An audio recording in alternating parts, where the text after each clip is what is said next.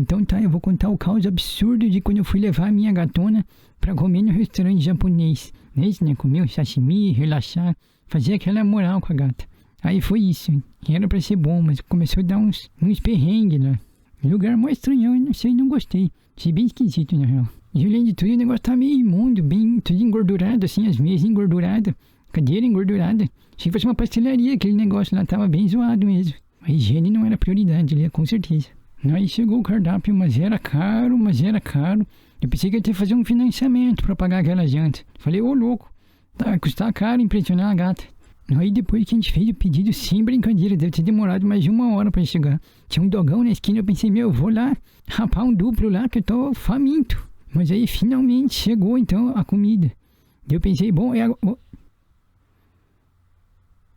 amor, tô contando a história do restaurante japonês. Quer me ajudar? Não. Então finalmente chegou o sashimi que a gente tinha pedido. Era bem menor as unidades. Louco, por esse preço veio esse tamanhinho aqui. E tinha um odor.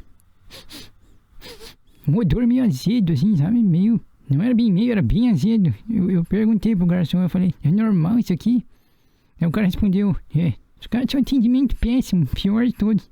Aí fui comer o negócio, um gosto horrível, tenebroso, assim. Tinha um gostão de peixe podre. Eu pensei, nossa, esse peixe deve estar mais de 1 semana sem refrigeração, não é possível. Falei, ô louco, pagando uma fortuna aqui pra esse troço aqui, essa bagaça aqui. Aí eu não tava me sentindo muito bem depois de comer. Aí, ô louco, o preço era absurdo. Tinha 10% do garçom e tinha um cover artístico. Falei, que cover é esse? Não tem ninguém tocando. Aí depois que eu lembrei, lá no canto tinha uns caras gemendo, de ver se aquele é os artistas. Foi 50 pila o cover artístico. Por cabeça. Falei, ô louco, vai ser caro esse negócio aqui. Aí falei, então tá, né? Só pagar e sair fora. A perda já tá total aqui quase. Então, é isso mesmo, aceitar a derrota. Aí pra fechar o pacote fui pagar. Cadê o cartão?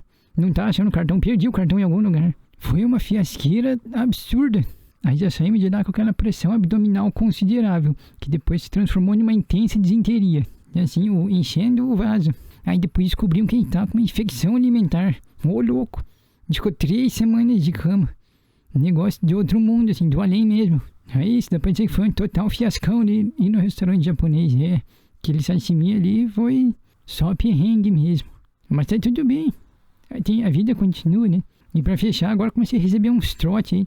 Um pessoal tal de Serasa fica me ligando. Não conheço nenhum Serasa. Estão ligando pra vocês também.